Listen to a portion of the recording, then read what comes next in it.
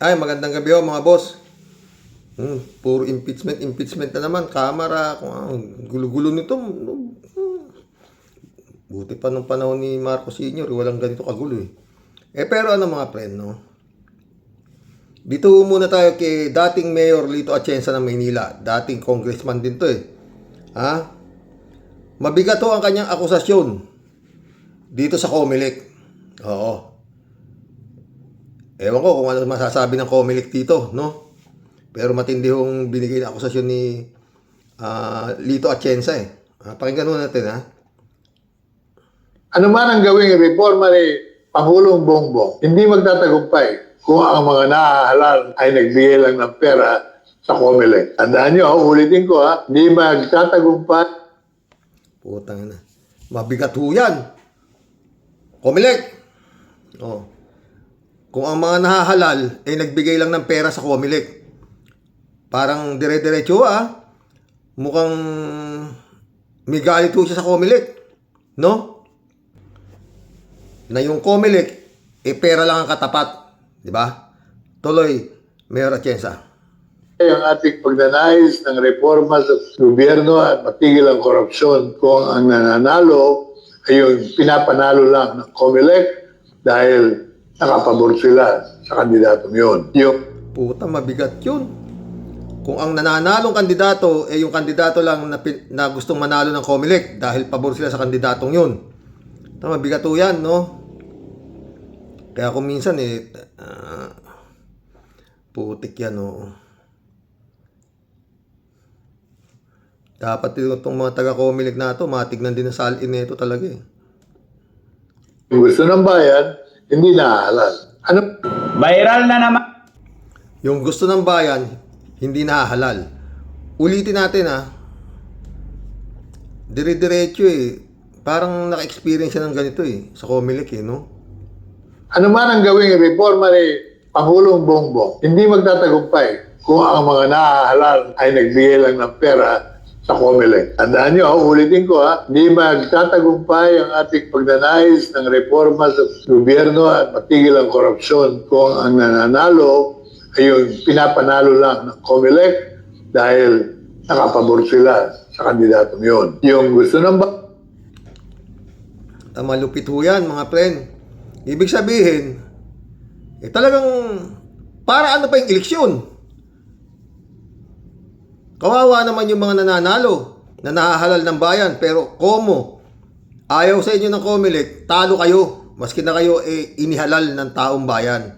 Ang mananalo, yung gusto lang panaluhin ng Comelec. Puta, malupit, di ba? Tuloy. bayan, hindi nahahalal. Ano man ang gawing reforma ni Pangulong Bongbong, hindi magtatagumpay kung ang mga nahahalal ay nagbigay lang ng pera sa Comelec. Tandaan nyo, ulitin ko hindi magtatagumpay ang ating pagnanais ng reforma sa gobyerno at matigil ang korupsyon kung ang nananalo ay yung pinapanalo lang ng Comelec dahil nakapabor sila sa kandidatong yun. Yung gusto ng bayan, hindi nahahalal. Ano man ang gawing reforma ni Pangulong Bongbong, hindi magtatagumpay kung ang mga nahahalal ay nagbigay lang ng pera sa Comelec. Tandaan nyo. Malupit ho yun, mga friend. Ha? Kaya kung minsan talagang maraming nananalo na hindi mo inaasahang mananalo eh. No? Kagaya doon sa survey na nakaraan, di ba? Survey. Malayo yung IME, hulog na eh. Tapos naging pan 12. Pero hulog na talaga dapat. Parang inaasahan na hindi naman nanalo. Kasi nga, namamangka sa dalawang ilog na walang tubig. Parang ganun, no? Tapos ano pa? Yung Bongo, maraming nanalo na hindi mo inaasahan na mananalo.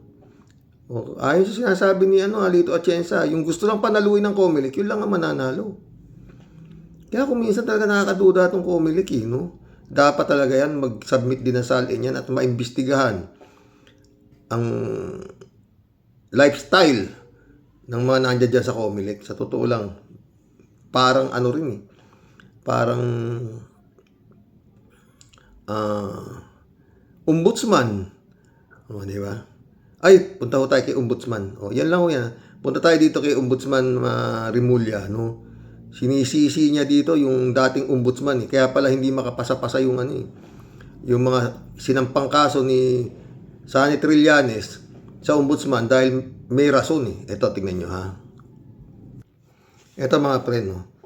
Lahat pala ng file ni Senador Trillanes, ha?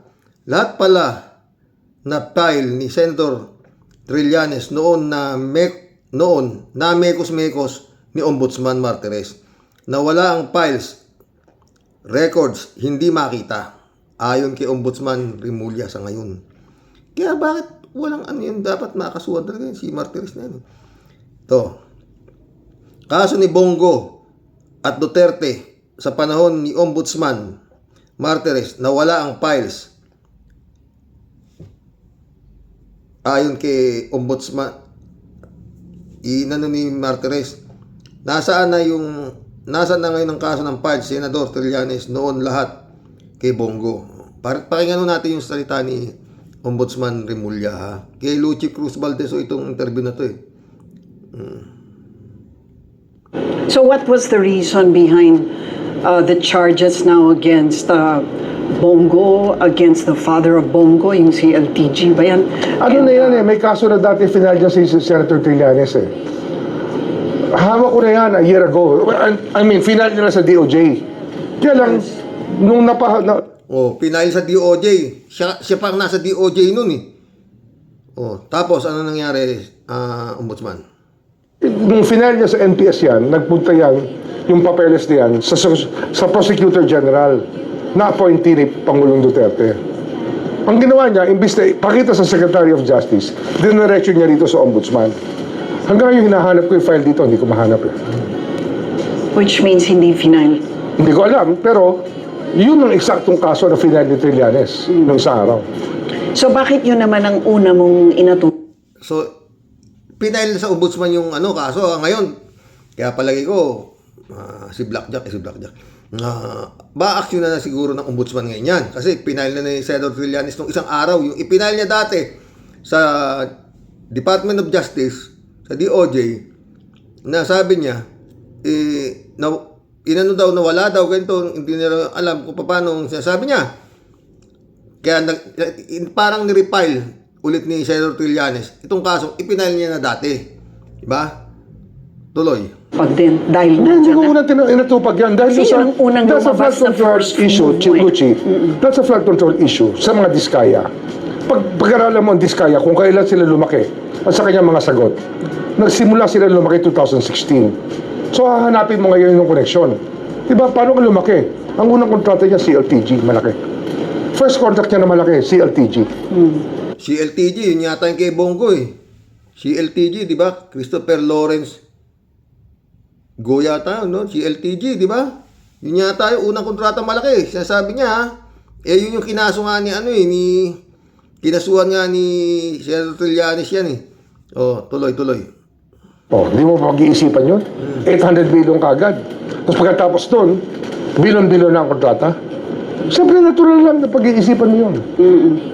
Well, natural din, syempre, na pag-isipan na kung si Martin tsaka si... Kasi nasa flood control ng Diskaya eh. Yes. Diba? Oo. Flood control projects din yun eh. Okay. Ito nagsimula ang lahat eh. Yes, Yung that's impunity ng corruption ay talagang lumala nung panahon na yun. Doon lumala talaga. Kaya umabot yan sa family hanggat umabot dito. Isang mahabang kasaysayan niya, Luchi, huwag mo puputulin. Magkakasama lahat yan. Yan ay lahat related. So parang sinasabi mo yung flood control projects na umabot sa 1.3 trillion since 2012, na karamihan nga ay nangyari din dito lang nakaraang 2-3 taon, di ba? Ay just a fraction of it, and so... Basta, ang sinasabi ko rito, Luchi, the impunity of corruption started when the ombudsman fell silent. Nung wala na talagang naimbestigahan, wala na talagang naging trabaho, na nakikita ng tao, parang Lumala ang korupsyon nung itong ombudsman naging silensyo. Oh. Kaya ngayon, ibig niya sabihin, hindi na ngayon mangyayari yan sa panahon niya. Sana nga, di ba? Kita rin ng mga nag-aabuso ng poder, wala namang check sa atin, gawin na natin itong kalokohan na to. Nagkaroon ng impunity yung corruption eh. Isang dahilan niya kung ba't ginusto ko nang pumunta rito. Kasi nga, Nagkaroon daw ng impunity and corruption nung panahon ni Martires. Kasi nga hindi raw nag-silensyo, committee de silensyo si Martires. Parang yung ano ni Tito Lapid na committee de silensyo, no? O tuloy. sa DOJ, nung ako'y secretary pa, nakaramdam din ako na meron pa rin gustong makialam sa mga bagay na hindi dapat pinakikialaman. Na mahalaga sa bansa natin. Pero meron pa rin gustong makialam at talagang hindi ko na matiis yun. So what was the reason behind the charges now against Bongo, against the father of Bongo, yung si LTG ba yan? Ano na yan may kaso na dati final dyan si Senator Trillanes Hawak ko na yan a year ago. I mean, final nila sa DOJ. Kaya lang, nung final niya sa NPS yan, nagpunta yan, yung papeles na yan, sa Prosecutor General na appointee ni Pangulong Duterte. Ang ginawa niya, imbis na ipakita sa Secretary of Justice, diniretso niya rito sa Ombudsman. Hanggang ngayon hinahanap ko yung file dito, hindi ko mahanap Which means hindi final. Hindi ko alam, pero yun ang eksaktong kaso na final ni Trillanes nung isang araw. So bakit yun naman ang una mong inatupag din? Dahil Hindi ko nandiyan na? unang inatupag yan. Dahil Kasi yun ang unang that's a flood lumabas na control first issue, move mo eh. Luchi. That's a flood control issue sa mga diskaya. Pag-aralan mo ang diskaya, kung kailan sila lumaki at sa kanyang mga sagot. Nagsimula sila lumaki 2016. So hahanapin mo ngayon yung koneksyon. Diba, paano ka lumaki? Ang unang kontrata niya, CLTG, malaki. First contract niya na malaki, CLTG. Di mo pag-iisipan yun? 800 billion kagad. Tapos pagkatapos doon, bilon-bilon na ang kontrata. Siyempre, natural lang na pag-iisipan mo yun. Well, natural din, syempre, na pag-isipan na kung si Martin tsaka si... Kasi nasa flood control ng diskaya Yes. Diba? Flood control projects din yun Okay. Ito nagsimula ang lahat Yes, Yung that's- impunity ng corruption ay talagang lumala nung panahon na yun. Doon lumala talaga. Kaya umabot yan sa family hanggat umabot dito. Yung impunity ng corruption daw, lumala daw talaga ng panahon ng Ombudsman Martires. Bakit hindi nyo kasuhan? Ngayon, pensyonado pa ng mamayang Pilipino si Martires, wala namang ginawa kundi kapalpakan, di ba? Isang mahabang kasaysayan niya, Luchi, huwag mo puputulin. Magkakasama lahat yan. Yan ay lahat related. So parang sinasabi mo yung flood control projects na umabot sa 1.3 trillion since 2012, na karamihan nga ay nangyari din ito lang nakaraang 2-3 taon, di ba? Ay just a fraction of it, and so... Basta, ang sinasabi ko dito, Luchi, the impunity of corruption started when the ombudsman fell silent. Nung wala na talaga... When the Ombudsman stay silent, sabi niya, talagang wala ang ginawa itong Martires ito Dapat kasuhan din rin yan Asan yung pasalin yan? Dapat lifestyle check yan, di ba? Kung talagang didiinan yung nakaraang administrasyon, mga friend, kung talagang diinan mo na kasi, Ombudsman. Naimbestigahan, wala na talagang naging trabaho na nakikita ng tao. Parang nakikita rin ng mga nag-aabuso ng poder. Wala namang check sa atin, gawin na natin itong kalokohan na to. Nagkaroon ng impunity yung corruption Isang dahilan niya kung ba't ginusto ko nang pumunta rito. Yun. Kaya pala ginusto niyang pumunta ron para hindi na mawala ng impunity ang korupsyon. Tia Deli, kababayan mo to. Kasi nga, sa DOJ, nung ako'y secretary pa, nakaramdam din ako na meron pa rin gustong makialam sa mga bagay na hindi dapat pinakikialaman. Na mahalaga sa bansa natin. Pero meron pa rin gustong makialam at talagang hindi ko na matiis yun. So, Yun. May gusto raw makialam sa DOJ nung siya inano doon at talagang hindi niya na raw matiis. Kaya pumunta na siya sa Ombudsman. No? Yun naman pala, Tia Deli. Ikaw naman Baka magkaroon na ng kay Blackjack, ha? Nakakadalawang topic na tayo, mga pre, kay Limulya, tsaka doon kay si Lito Atienza, di ba?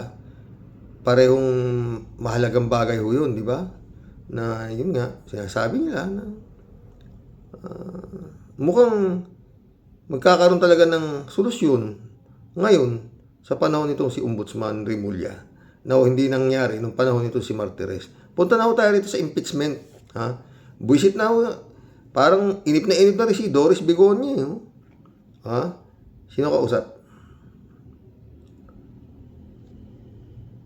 Makakausap po natin ang kongresista.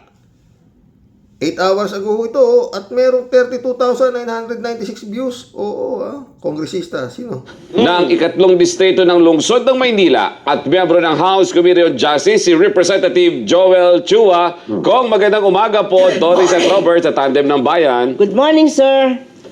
Hi Doris and Robert, magandang umaga at sa lahat po na inyong mga taga-subaybay.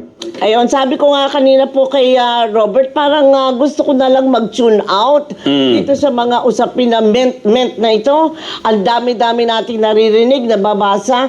May mga partner, kahapon, nung isang araw ba? Oh. Merong nagbigay ng kanyang statement. Oh, di ba? Sinagot naman ng isa. Sumagot ang isa. Oo, parang Wala daw laman. Oo nga, sagutan na lang po ng sagutan kong ano po ba talaga ang mapapala natin? Kaya, ano po ang mangyayari ko? Yan. Si Doris Bigonya talagang ako dito magbabanat no? Talagang direct to the point. Ano ba talaga mapapala natin ng bayan dito sa impeachment to the rep and impeachment to the right? Anong patay no? Ano po bang impeachment ang pinag-uusapan natin? Yung kay Presidente o yung kay Vice President? Oo.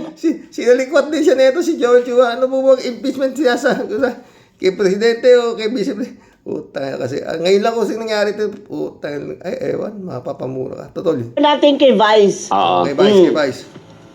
Yung kay Vice President po, sa totoo lang po, hindi pa po nai-refer ito sa Committee on Justice.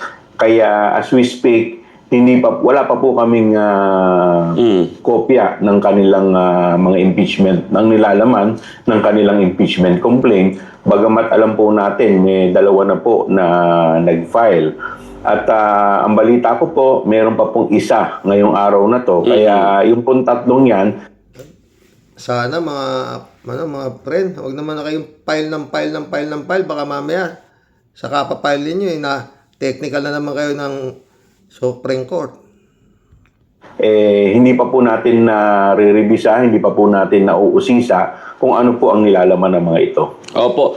Sir, para lang po maintindihan din ng mga kababayan natin, yung tatlong po yan, halimbawa, may dalawa na, tapos may habol na isa ngayon. Ano po yung next na mangyayari? At ano yung ini-expect natin na gagawin ng House Justice Committee pagdating po dito?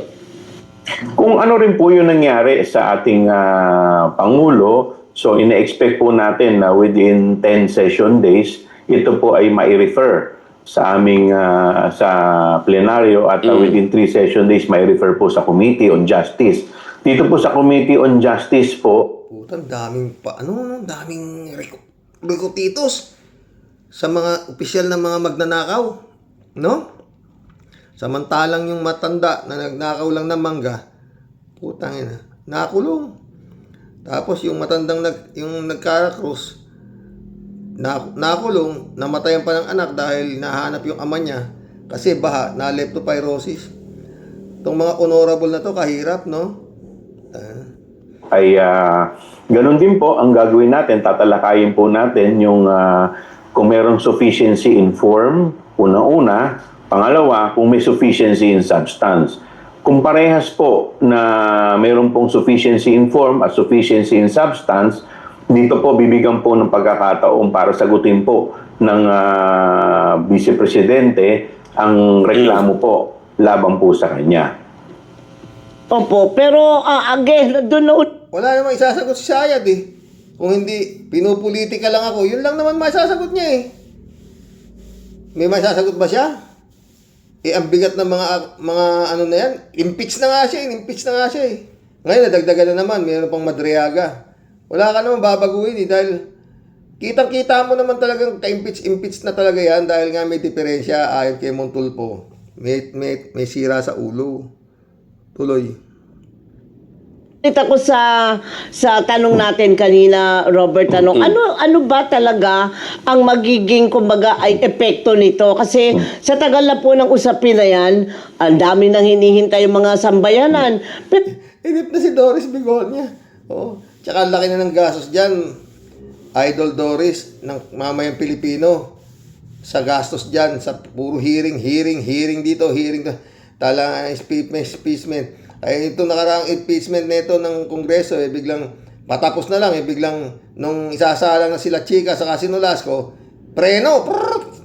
Ha? Sagad preno. Hindi na tinuloy na sinalang sa sa investigasyon do sa Kongreso yung Nolasco sa La Chica eh. Todas na dun eh. Kasi tatanungin na kung saan nila dinala. Sa kanila binigay yung pera eh. Pasang bilis nga eh. Pagkagaling sa Land Bank, kinuha nung mga mga babae na awak ni Sara sa kanyang Office of the Vice President. Okay na ma'am, nandito na po. Nakuha namin yung pera sa Land Bank. Hintayin nyo sila Chika sa Nolasco. Paasan nyo na dun. Tapos wala na. Pasang bilis nga nangyari. Parang nagnakaw na legal. Hindi na makipaliwanag ngayon. Naputol na kila Chika sa Nolasco, di ba? Yun ang pinakaantay ng mamayang Pilipino. Yung pagsalang ng dalawa na yun. Kasi sa kanila, bumagsak yung daan-daang milyon pera eh. Kung saan nila dinala eh. Yun ang itatanong na dun eh. Kung saan nila dinala eh. Dahil yun nga yung tinatanong ni Congresswoman Beatriz Luistro, yung mga tauhan ni Sara, nangangatumba, nangangahimatay, nangangahigh blood. Dahil walang maisagot eh. Pagdating kay Nolasco, sa kanila na final silang huling tumanggap ng kwarta. Ayaw na ikaw, wala na. Tapos na ang investigasyon. Pulis na raw doon natapos eh. Kaya masama amoy. Oo, tuloy. Pero ano talaga ang may sa iba ang paghihintay namin? Alam po, Ayan eh. Galit na si Doris Bigonya. May isa-isa-iba yung pag-iintay namin. Lahat tayo nag-aantay kung anong mangyayari dito eh. Pero isa lang ang nasa tuktok ko. Magkakabistuhan lang dito kung sino talaga yung mga mga sunugin mo man, Duterte ang magiging amoy. Oo. Lalo-lalo na sa Senado. Di ba? Pati Senado, gulo-gulo. Talo pa yung bulbul ng puta. Hindi malaman kung papalitan si Soto, ni Loren Ligarda, kung ano-ano puta ng klase yung ay Diyos ko. ninyo kung maaalala po ninyo nung nakaraan, tayo po ay nag-file in-impeach na po ng Kamara ang Vice Presidente. Kaya lang po nagkaroon po ng issue po pagdating po sa Senado at Opo, kay Vice medyo President naantala po ito hanggang inabutan na po ito ng desisyon ng Korte Suprema at In-impeach na ng Senado, di ba? Ng Kongreso. Pagdating sa Senado, nagkaroon ng anuberya hanggang nakarating na sa Supreme Court nagka-leche-leche na. At eto na naman ngayon. po sa dalawang naging desisyon ng Korte Suprema, hindi naman po tinalakay yung substance ng nasabi impeachment complaint. Kung maalala po ninyo, ang naging usapin po dito po sa impeachment complaint na naihain po sa Korte Suprema ay tungkol po sa technicality. Doon po sa one-year bar rule. So, yun po, doon po ito tinalakay. Pero insofar as the substance of the impeachment complaint or the articles of impeachment is concerned, hindi po ito na-touch. So anong susunod na kabanata ang aabangan pa natin kung sa Parang ano susunod na kabanata talagang parang nanonood ng teleserye, no? yun daw may isang whistleblower. Si Ramil Madriaga, ipe-present daw. Kapag ganito ba, Kong, mas lalakas yung complaint kapag nagkaroon na ng pagdinig? Yun ang mabigat mga boss Lahat na sobra masama. Napakalakas na Dadagdagan mo naman ng pampalakas.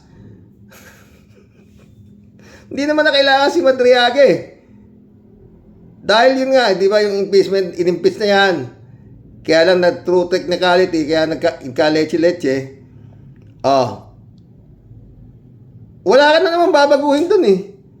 Kasi isa lang ang makalusot dun, impeach na to si Sayad eh. Ang dami, tambak-tambak na nga yung ebidensya na dapat siya ma-impeach eh. Oh, yung pinapapatay niya yung presidente, meron ba naman ganun?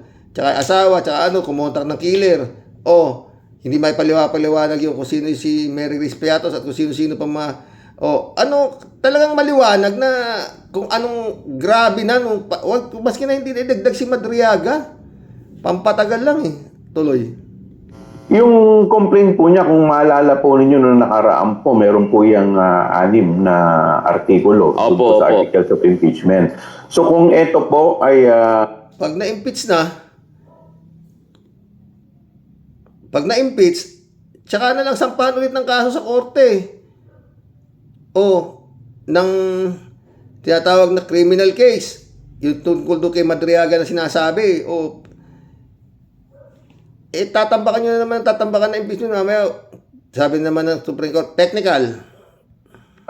masasubstantiate po yung sasabihin po ni Madriaga. So, titingnan po natin kung ito ay madadagdag sa another one o papasok doon sa catch-all. Pero pero mahalaga po dito kasi na meron pong affidavit, sworn affidavit na may ibibigay po, may attach po dito po sa impeachment complaint. Kasi yung po yung naging usapin dito po sa issue po, dito po sa impeachment complaint ni Presidente dahil wala pong mga authentic document na na-attach po dito. And then, kung sabihin, 3 or 2 man lang, yung nandiyan na nakapending, ano pong mangyayari dyan? Pagsasamahin ba yan? Or kailangang sundin lang yung sinabi ng Supreme Court? Paano yung interpretation nyo pala doon sa naging dalawang desisyon ng Supreme Court? Pagdating sa appreciation dyan sa pagpa-file Kung kung maalala po natin, 2 po yung desisyon ng Korte Suprema. Dito po sa 2 to, nagkaroon po ng problema kasi po yung usapin po ng session days. Opo. Dito po, ito po yung pinaka naging isa po sa mga naging gray area kasi dun sa unang desisyon ng Korte Suprema, sinasabi po dito, dapat daw yung Tama na. Basta ito lang, basta sabihin natin mga friend. Isa lang dito. Pag si Sara hindi na impeach, nanood ho tayo ng teleserye na yung kontrabida ang siyang naging bida. Yun lang yun. At saka yan nga, ang nakakatakot pa, yung sinasabi ni Lito Atienza na itong Comelec, yung gusto lang nilang panalunin na may pera, siyang mananalo. Di ba? Kaya nga yun ang mabigat dito, mga friend. Ay, nako. Eto, mga friend, wala namang kawala. Sapat at solidong ebidensya na tuluyang magpapabagsak, ikababagsak ni Sara. Sabi na naman dito. Pakinggan nyo, Si Luis Ro ito 5 solidong ebidensya, sabi niya. I'm certain that the Committee on Rules will find ways to reconcile both the decision and the resolution of the Supreme Court on one hand and the independence of the House of Representatives with respect to the exclusivity of its authority to initiate all impeachment cases. Napadala na sa opisina ni House Speaker Bo GT ang 2 impeachment complaint laban kay Vice President Sara Duterte. Live mula sa Batasang Pambansa, nangunguna sa balita si News 5 House Correspondent Marian Enriquez. Marian, ano nang susunod na mangyayari ngayong na-transmit na reklamo?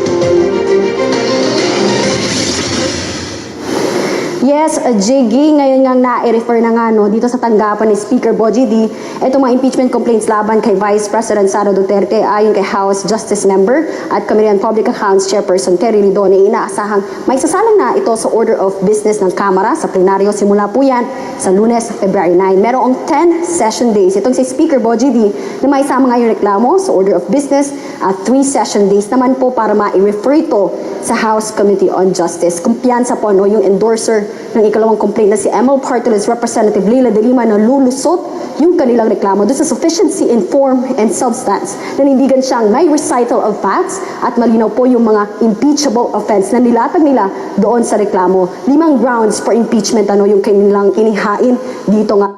Mantakin mo yun, 5 grounds for impeachment yung inihain. Doon ho sa 5 grounds na yun, isa lang ang lumusot, impeach na si Sayad. Maski na sabihin mo lumusot pa siya rin sa 4. Yun ang ayon sa Kongreso. Ang problema, yung Senado. Di ba? Tuloy. Yan yung culpable violation of the Constitution, bribery, graft and corruption, betrayal of public trust, and other high crimes. Napakalakas nga daw yung kanilang reklamo na inihain, lalo na yung pagbanta ni VP Sara sa buhay Marcos, First Lady Liza Araneta Marcos, at dating House Speaker Martin Romualdez. Pakinggan natin itong pahayag ni Congresswoman de Lima. Saan ka ba makakita ng bansa na meron ganyan occupying the second highest official position Saan ka nakakita? Dito, sa Pilipinas. government ay nagbabanta openly, kitang-kita. This is actually high crime and betrayal of public trust. Jiggy, bukod nga dun sa pagbanta ng vice, nakasaad din sa reklamo yung misuse at abuse dun nga sa paggasta ng confidential funds ng OVP at DepEd. Naka-attach din daw sa kanilang reklamo yung audit findings, gayon din yung mga lumabas sa pagdinig ng House Committee. Doon pa lang sa pagbabanta niya kay PBBM, impeach na dun eh. Hindi na kailangan marami pa eh. Yung iba, isang pa na sa korte, criminally. Kasi doon, yun lang eh, yung pagbabanta niya kay PBBM na papapatay niya. Impeach na doon eh. Meron bang ganun? Dito nga lang nakita, sabi nga ni De Lima, di ba? Ba't kailangan pang katakot-takot na on good government kung paanong nameke umano ng mga pangalan na benepisyaryo ng Confi funds sa acknowledgement receipts. Dito nga rin doon sa pagdinig lumabas yung mga pangalan ni Mary. Doon pa lang, sa dalawa lang na yun, impeach na eh. Ba't kailangan ba tambakan? May Madriaga pa, kung ano-ano, patatagalin lang eh. Kailangan lang ma-impeach, di ba? Hindi naman makukulong eh. Yung mga ibang dito sa para makulong na, unahin, impeach na doon sa dalawa lang eh. Grace Piatos, Miggy Mango, Xiaomi Ocho, Jay Camote at iba pa. Gate nga ni De Lima kahit pa gawing sistema yung pagkilates ng sufficiency substance doon sa katulad na ginawa doon kay PBBM nung ngayong linggo sigurado raw lulusot yung kanilang reklamo dahil solid yung kanilang mga ebidensya. Narito ang kanyang pahayag. Kahit nga po ang gamitin na naman nila ang mga batayan katulad nung ginamit nila doon sa second sa 2 complaints against the PBBM ay papasa pa rin.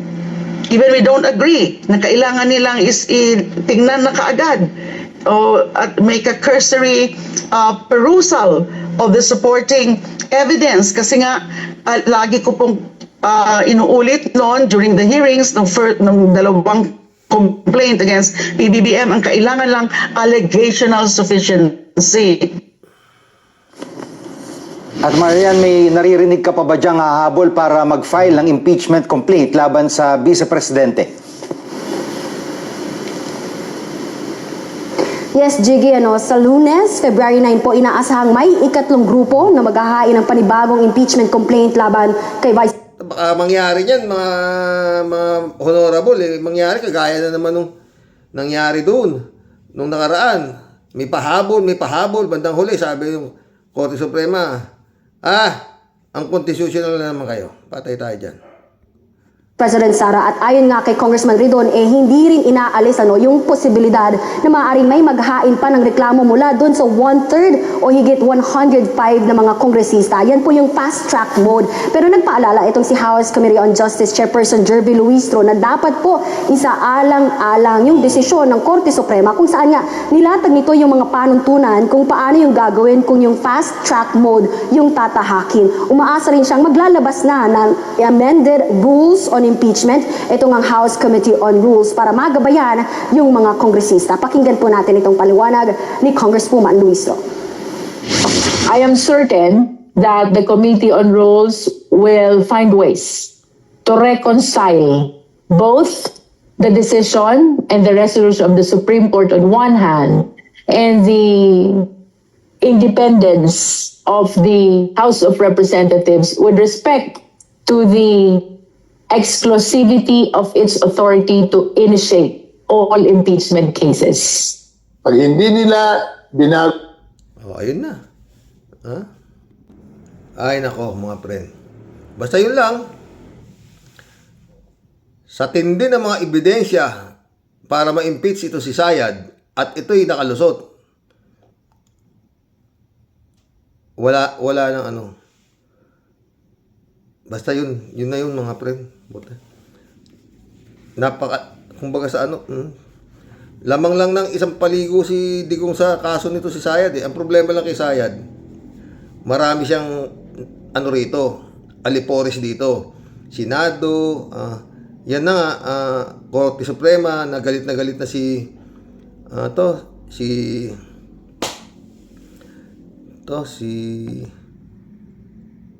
Gadon.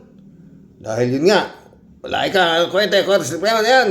Mga Duterte yan, di ba? O, yun. Hindi kagaya sa ICC, si Digong parang indabag na. No? Wala nang kalusot-lusot. Magkulam na tayo, mga boss. Ha?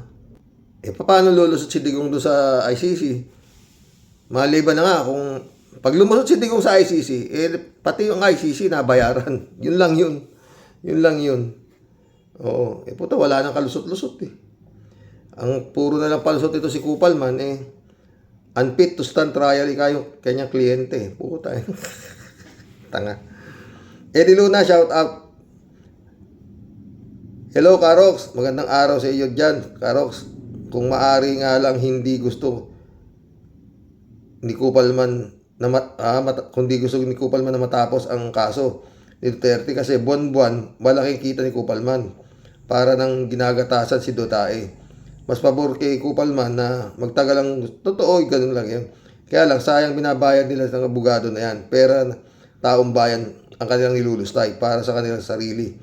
Oo, yun nga. Tsaka, baliwala sa kanila pera na yan eh. Ang basta importante, madelay. Oo. Hanggat maaari nga, kung gusto pa mangyari siguro makakamatayan na yan. Hindi na siya mabasahan ng sakdal eh. Okay, kaso malapit na. Ilang araw lang, 23 na itong Pebrero, di ba? Di Luna ulit. Si Sara Sayad ang utak, laway na maging presidente. Kahit saang anggulo mo tignan, kahit tindera sa palengke, hindi karapat-dapat ang pagkatao niya kasi ang bunganga niya, masahol pa sa imburnal, hindi yan makasagot ng ayos, walang alam yan. Ang alam niyan, gulo na lang, investigasyon. Salamat, Karo, sabi niya. Michelle, Edwin, Mike, shout out, my friend. Eddie Luna ulit to. Sana yung mga bumoto kay Marco Beta, magsisi na kayo. Kita nyo ngayon ang pinagagawa. Masaya ba kayo sa ginawa ng matandang kapili na yan? Makapili na yan. Wala na silbi ang pinagsasabi niyan. Kasalanan niyan ng mga tanga na Pilipino na bumoto sa traitor na matandang yan. Salamat hindi natin alam kung naboto nga yan ayon kay Lito Atienza, baka nagbayad yan kaya siya nanalo. Jokiano, shout out. Karox, di ba pwedeng gawing persona ng grata si Marco Beta sa buong bansa para sa China na sa China na lang sila? Yun nga diba? David Ali Mendoza ulit to. Shout out, David. Di po pwede siguro dahil sitting senator si Marco Beta. Maraming ungas na Pilipino ang naniniwala sa kanya. Totoo yan. Daming ungas na Pilipino. Kalat ni Baya, shout out. Pastor Dion Lagon, my friend, shout out.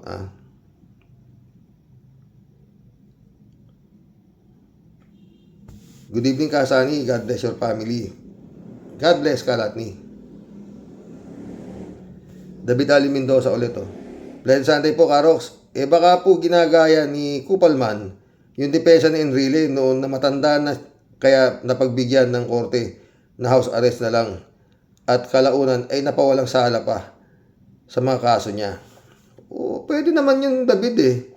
Kaso wala nga siya rito sa Pilipinas. Nandun siya sa The Hague. Kaya hindi pwede doon. David Ali Mendoza ulit. Karox, ang dapat gawin ni Digonggong ay awayin ang ICC gaya ng ginagawa niya kay BBM at Sentry. O yun nga dapat eh, di ba? Inaaway naman niya eh. Ewan ko nga kay Digong. Binumura mo pa yung ICC ngayon. Nandiyan ka. I am Robert Duterte. Wala, nasa itapang mo. Labas mo na. Iilang panahon ka sa mundo. Magpakasama ka na ng todo. Sabi ko siya, pinakamagandang gawin mo, Digong, mag-hunger strike kayo. Kumain. I'm not, ayoko nang, hindi ko na itong ICC ito. Hindi ako miyembro dito. Umalis na ako dito. Ganun. Kita bayad ka ng bayad. Tanga rin eh, no? Dapat magwala na siya sa selda niya. Yun, di ba? Di po ba inambahan pa niya nababato na microphone si Senador Trillanes sa congressional hearing? Nasa na yung tapang na pinakita niya noon. Yun nga, di ba? Hanggang sa harap ng Pilipino lang pala ang tapang niya. Magwala ka na dyan sa loob ng selda mo. Ibato niya lahat ang mga gamit niya doon. Ipakita niya doon ang tapang niya. Manduduro lang pala talaga. Yan gaya ng sabi ni Sentry at ni Waldy Carbonell. Totoo. Tanda ka na rin lang eh. Oo, diba? Librado Ludovico, shout out. Blessed morning, Karox, and all warriors watching from Edmonton, Alberta, Canada. God bless po. Stay safe and healthy. Itong si Kupalman ay manang-mana sa kanyang kliyente. Parehong makulit. Tama. Marilo Pabianak, shout out ha. Good night po tayo sa mga ka-warriors. Nawa ay hindi na niyan pansinin ng ICC. Obvious naman na pinababagal lang nila ang proceedings. Justice delay is justice deny. Yan ang kinapuntahan ng mga ginawa nilang pagnanakaw ng pera ng bayan. Magbabayad sila unlimited sa crimes ng Tatay Digong nila. May Diyos tayong nakamasid sa mga ginagawa nila. Totoo yan. Pag gumalaw si Lord, kaya yan. Si Pero nga ng Egypt, walang nagawa kay Moises. Tungkod lang ang dala ni Moises, di ba? Mary Lebron, shout out na ka. Ted, shout out Ted. Sa February 27 na raw, sa February 27 na naman daw, sabi sa balita, ang hearing ni Digong. Pero pagdating sa February 27, iuurong na naman dahil sa walang kwentang dahilan ni Kupalman. Hindi naman daw masyadong kailangang humarap si Digong sa hearing sa ICC dahil ang mag-uusap naman daw diyan ay abogado sa abogado, kaya walang dahilan si Kupman na sabihing matanda na at mahina na si Digonggong. Yun nga, di ba? Wala na, ubusan ng rason niya si Kupalman. Basta itong Pebrero, sa ayaw at sa gusto ni Digonggong, babasahan siya.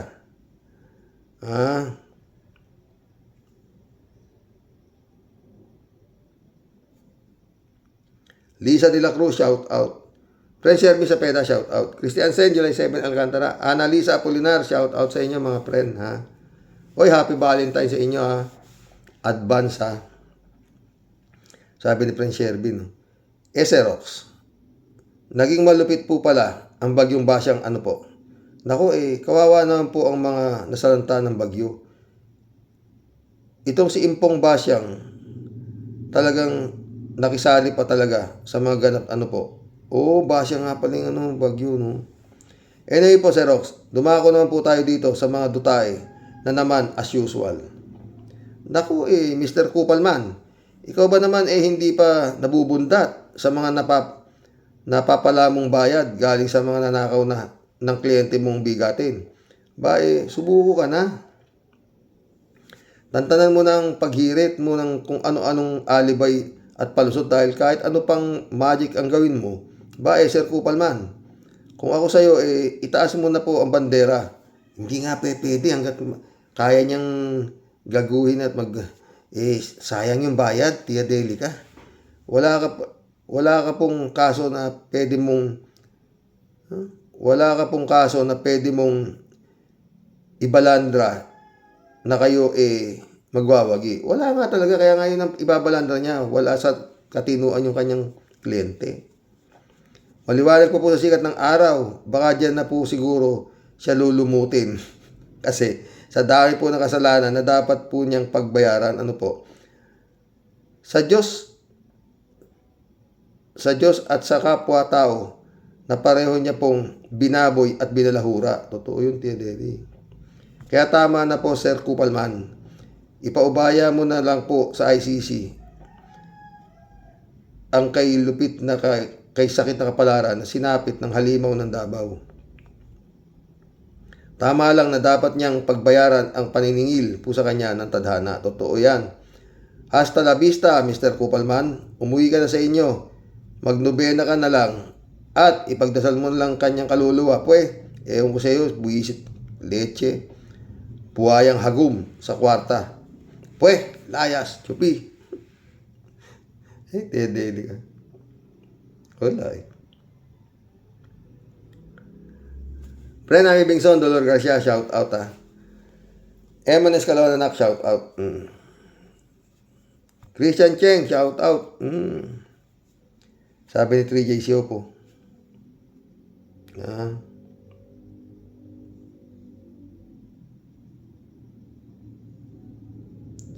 Sabi? Ano pa nga ba, Sir Rox? Wala naman talagang kapanapanalo ang kaso ni Gongdi.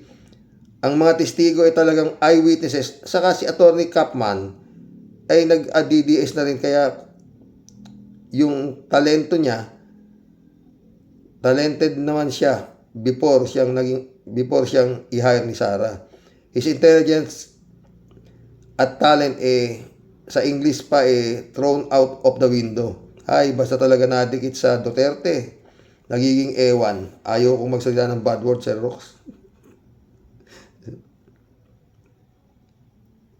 TJ Shop ulit Itong si China Door na traidor na Marco China, bakit hindi siya na lang ang i-give up ng Philippine Senate at itapon sa China? Total, nag-aabogado naman siya para sa China. Ang sarap talagang kutusan nitong traidor na ito. Ibig niya sabihin, para wala na gulo, ibigay na lang ang Pilipinas ang pag-aari natin. Kung ganun pala, kada manggugulo ang China sa atin, ibigay na lang natin ang gusto ng China para walang gulo. Yun nga ang gustong mangyari nitong si Marcolet. Ewan ko itong puta. Ang klaseng tao to. Hindi ko matignan ang mukha na ito, sa totoo lang. Bakit ba tayo nagkaroon ng mga isang China door? Hindi pa ba sapat si Kimo na nagpaparusa sa ating mga kababayan? Si Kimo may dahilan Tia 3J Shopki. Kasi nga wala ang si Kimo. Pero to si Marco Becta, mas mablupit ito. Kasi abogado to. Oo. Pilit niyang pinaiikot yung Senado, yung mga akala niya lahat na senador doon, kaya niyang tangahin. Tuloy natin kay 3J Shop. Kailangan meron pang mas matindi kay Kimo. Ito, mas si Marco Becta. Di ba? John Dimango, my friend, shout out. Ay, nako. Hanggang bukas muli. Mission accomplished, mga boss. Marami tayong natalakay, mga boss. Meron tayong Rimulya, meron tayong Atienza, meron tayong walang katapusang impeachment. God bless, mga friend. Good night. Dasal.